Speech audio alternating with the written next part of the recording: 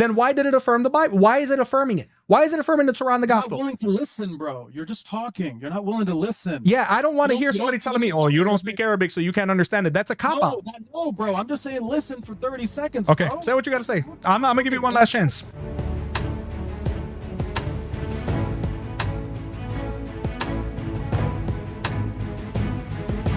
Yeah, I'm actually good, man. I was on my phone and I was on my bed and I was just scrolling and I just came across this on my phone. I just whipped out my laptop. Nice. So there's a lot that you guys were talking about, or rather you were listening to. I just feel a bit strange for being on my bed, so I'm just going to turn my video off. I could turn it back on later on. No. Like, but specifically regarding the Joseph verse, are you a Muslim? I just want to go. Yeah, I'm a Muslim. Okay. Yeah. Mm-hmm. Yeah. Go ahead. So about the Joseph verse. So, I don't know how. Do you have an Arabic background at all? Or? No. No. Okay. So. But the people who were reviewing it, the Jay and Doc, they are Arabic speakers. They actually are. That was their first language, both of them. Okay, I gotcha. I wish could I maybe share my screen? I don't know if it would work. Okay, you can see this, right? Mm-hmm. Okay, cool. So there are some interesting points, man. I don't really blame you for raising some of the points, or I'm not too sure what you were. I've only been listening for 2 minutes. Mm-hmm. It was the Joseph thing, and then I was like, okay, wait, let me just pull out my laptop real quick because I can't join from my phone. Mm-hmm. So the word here is let me see. So they said, innaka, are you indeed, la anta, surely you, Yusufu, right? Mm-hmm. So this is similar to like if I was to kind of it's like a rhetorical question, and it could be taken kind of both ways. It's kind of like you really are Joseph, or it's kind of like, wait, it's really you? Because if you read what comes after that, it's Qala, I am Yusuf, right? I am Joseph, right? Mm-hmm. So if you were to, so I mean, I think you were listening to a guy named God Logic or something. So if you go back to some of the things they were mentioning, so there are two different readings, right? There are variant readings, and I could definitely talk about that, right? But the interesting part though is it doesn't really matter about what comes before. If you read later on, it says, I am Joseph, right? So it's kind of like you could either take this as a rhetorical question, or you could kind of be like, okay, wait, were they asking? Or were they like, you're Joseph? Like, wait, la anta. So la anta is like you must, like, kind of like you must be, kind of, you know? Mm-hmm. So I just kind of wanted to touch upon this point, but I've really done some soul searching. So I was born and raised here in America, and I had to do a lot of soul searching here. I could just turn my I don't really have the best backdrops like you do, but good. Don't worry about it. I did some soul searching, man, and the Quran is a very interesting book, brother. So I'm really interested in knowing what does not necessarily make sense. So I know about the variant reading thing. I'm actually doing my own research and still trying to figure that out, you know, because that doesn't necessarily make complete sense to me as well, right? Mm-hmm. Because there should be only like one Arabic. I mean, what are we talking about, right? I mean, you know, so I understand that as well, you know, but it's kind of like, have you read the Quran? I mean, so my issue is multifold with the Quran. Okay, it's not just because, you know, I'm trying to be hard-headed or because I don't appreciate it for what people look at it as, but when we're talking about things like so here first, because I wrote down a couple of different things you said. So what you were referring to in 1290, where this is Joseph's brothers speaking to him, right? And it says, "Are you indeed Joseph?" Right? Now, in the Arabic reading, even though I make sure to transliterate it for myself because I am not naturally an Arabic speaker, right? So I might butcher this, but in that reading, it says, A inaka la anta Yusuf, right? Now, the issue here, my brother, is not just the emotional reaction. It's how the verse is recited differently depending on which qira'at variant readings you follow. That's my biggest issue, right? For example, in the Hafs version, it is phrased as a rhetorical explanation. You are surely Joseph. Correct. No, it's saying you are surely. It's not asking. It's saying in the Hafs, it's saying exclamation point, you are surely Joseph. He's telling you. It's like if I'm looking at you, I'm saying you are the servant of God. Right. Yeah, you are. I'm not. It's not saying it wouldn't be like me looking at you saying you're the servant of God. No, that it wasn't in that context, right? That in the Hafs, it's a declarative statement. But if you look at the Warsh reading, it's more of a question, right? Are you really Joseph? Now it's the same words, but the vowel changes flip the meaning, right? Which means that the textual change makes the meaning different. Now, here's the problem with that, because I know you asked me what my problem is, right? The Muslim world will claim that the Quran is perfectly preserved word for word, right? And I've heard Muslims say this, word for word, divine revelation, word of God, cannot be changed letter for letter, right? Yet this verse in and of itself changes the tone, meaning, and syntax depending on which recitation you're reading, right? So that in and of itself, by its very nature, is not preservation. It's actually variation, right? You have a lot of Muslims that will call it one book, but when you have one verse that sounds like a statement in one version and a question in another, it completely contradicts when people say things like it's perfectly preserved, right? And that's why I keep coming back to Dr. Yasser Qadhi himself, who said publicly that the Qira'at and the Aruf are a big problem. Now, no, those are not my words. Those are literally his words. One of your top scholars says that it's a huge problem that nobody wants to talk about. And he even said himself, he doesn't want to talk about it in public because it's an irreconcilable issue, right? And he even told Muhammad Hijab, don't press me on the issue. And I don't know if you've seen the video. I don't know if you've seen the interview. I've seen it. And he said, don't press me on the issue because he didn't want to talk about it. So it's not so much about emotional rhetoric, right? It's literal textual instability. There's a PDF that I can provide you. It's a 1,139 page PDF showing you tens of thousands of textual variants that not like, I'm not talking about copyist errors, okay? I'm not talking about spelling errors or syntax errors or word order changes. I'm talking about direct meaning changes, right? Law changes. If Allah promised to preserve the Quran as he did in Surah 15:9, but we have 30 plus recitations with differences in word structure and differences in verb form and differences in meaning, then there's no way that it can be called perfect preservation. Now, the sources, ladies and gentlemen, that I'm using behind this is, oh, we got a super chat in the house. Thank you so much, Brother Mike. I didn't see it, but I saw your face. I hadn't looked over to the left, but thank you so much, Brother Mike. Thank you. I look at Dr. Yasser Qadhi, right? And Muhammad, the interview that he had with Muhammad Hijab, and that was about 4 or 5 years ago. I think it was in 2020. We can look at the scholar Shady Nasser, who wrote the transmission of the variant readings of the Quran, which I definitely hope I don't know if you've read it, but I hope that you do. Because again, this is another Muslim scholar who wrote about this, who said, I really don't, I don't like that I have to do this, but I think I need to be honest about what actual scholarship is revealing here, right? And you can go to QuranX.com for comparing readings, which is what I do.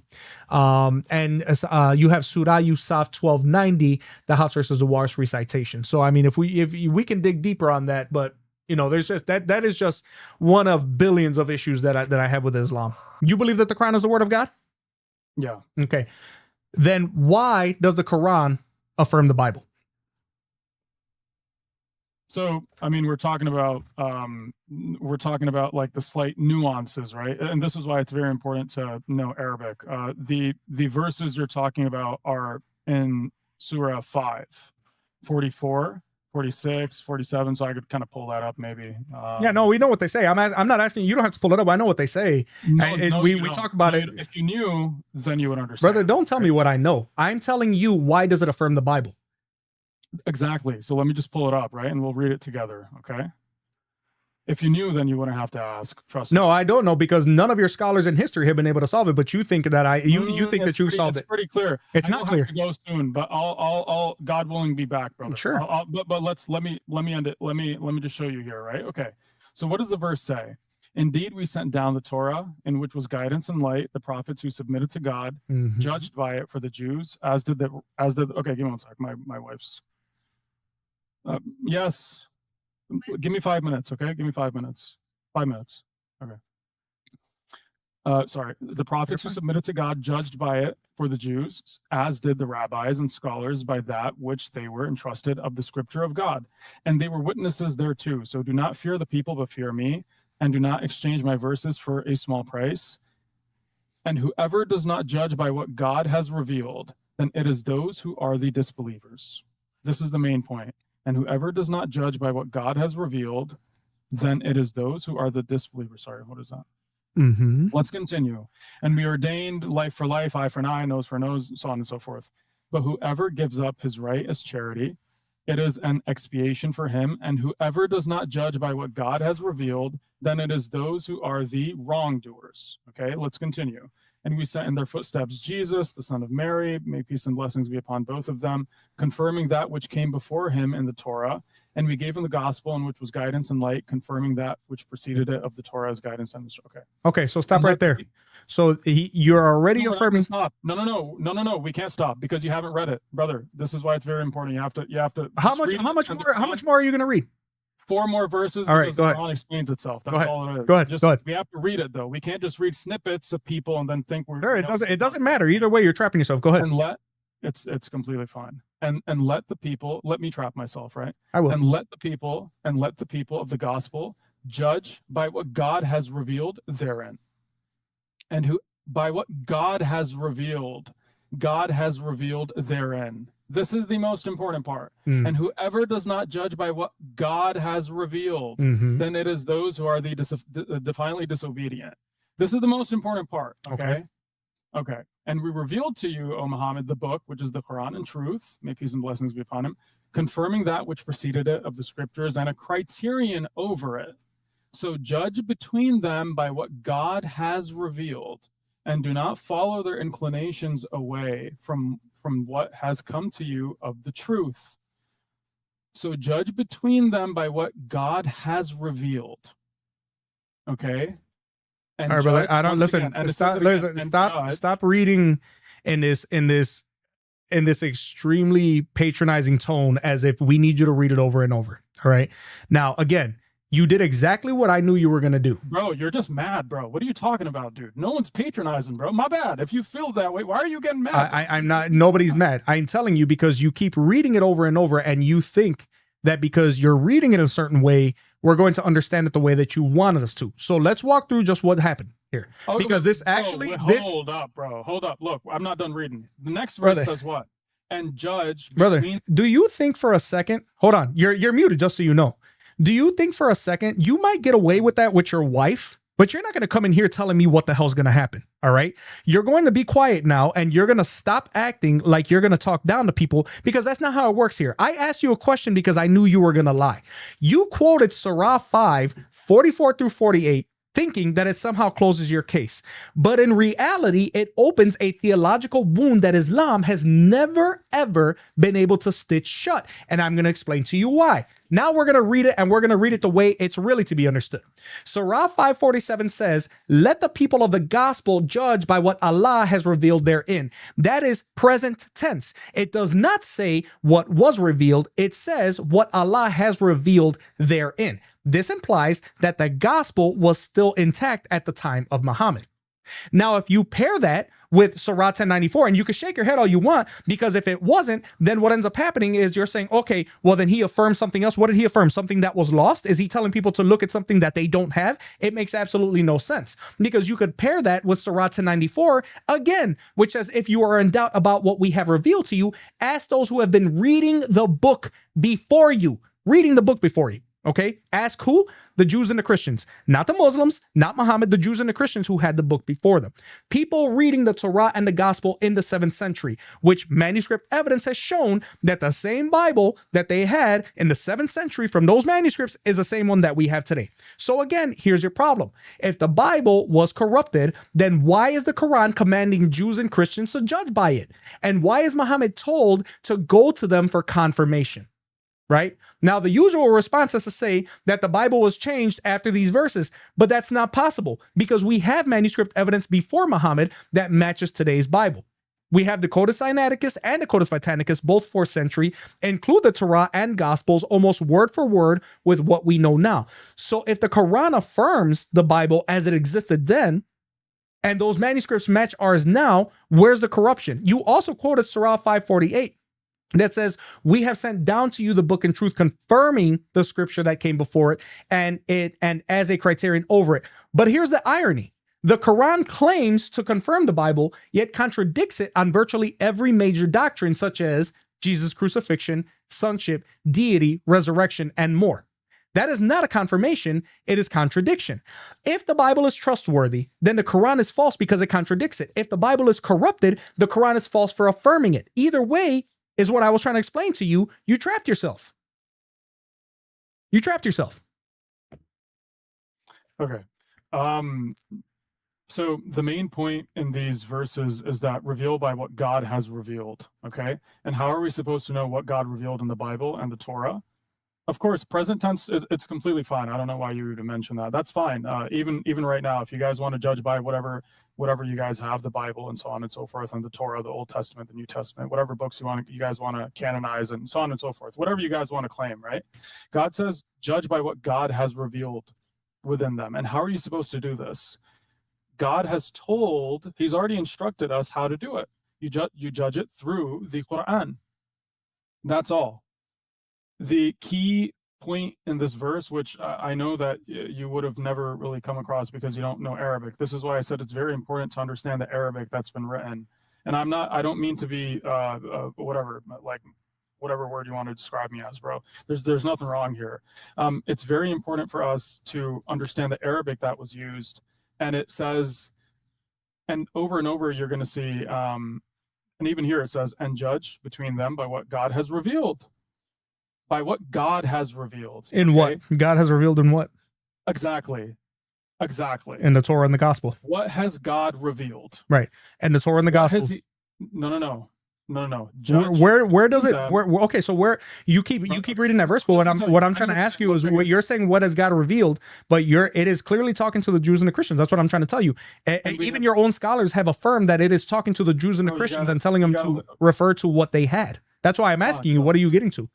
I'm coming. Just give me 1 minute. 1 minute. Okay. And I'm not trying to be hard-headed. I'm asking you where is. Bro, you gotta just listen. I got you. Okay, go ahead. And we have revealed to you, O Muhammad, the book and truth, confirming that which proceeded of the scripture, and as a criterion over it. It's called muhaymin. This is why it's very important. Look, it says wa muhayminan. Right.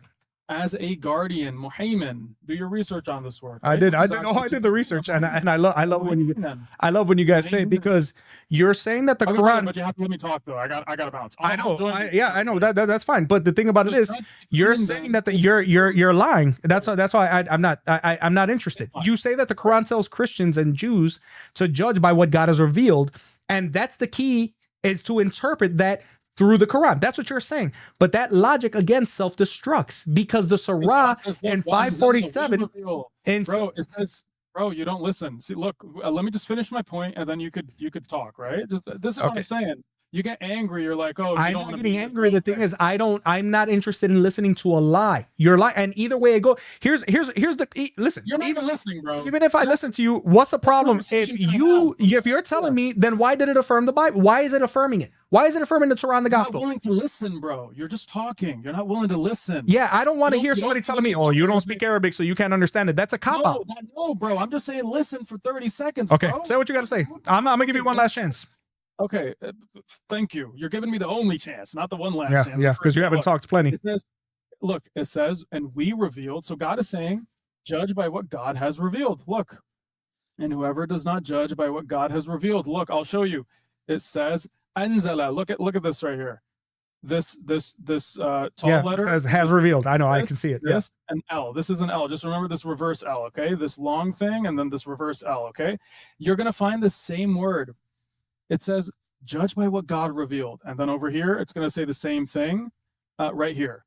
Judge by what God revealed. Okay. And then right here, what is God saying? You're saying, oh, it's talking about the Torah and the Bible, and people have been stuck over this. No, I don't know. People have not really been stuck over this. Yeah, they actually have. It says here. Look what it says here. The same word.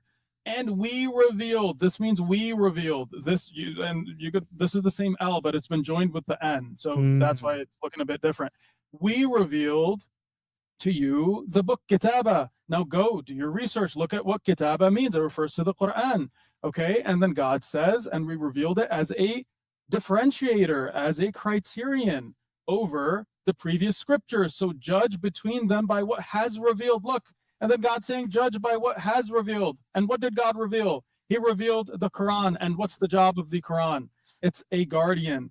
It overlooks the Bible and the Torah. And Christians and Jews were never told to judge by their book unless they judge by what God has revealed. And okay. You're done lying here, brother. You're done lying here. You are done lying here. I tried to tell you over and over to stop lying, and I knew you were going to leave because you're a coward, right? This individual tried to come in here and lie and say that he's going to point to this Arabic word. Again, don't come on my channel trying to pretend like Arabic is a special language. All right. It's not. It is not untranslatable the way you guys try to make it seem like it is. So the way that he's saying it is that because the word anzalna is repeated across verses, basically what he was saying is that it must be referring to the Quran each time. Here's a problem with that. It's called reality. It's called reality, right? The subject, he ignores the subject of each command. In Surah 544, it says, indeed, we revealed the Torah in which was guidance and light. Then it says, so judge between them by what Allah has revealed.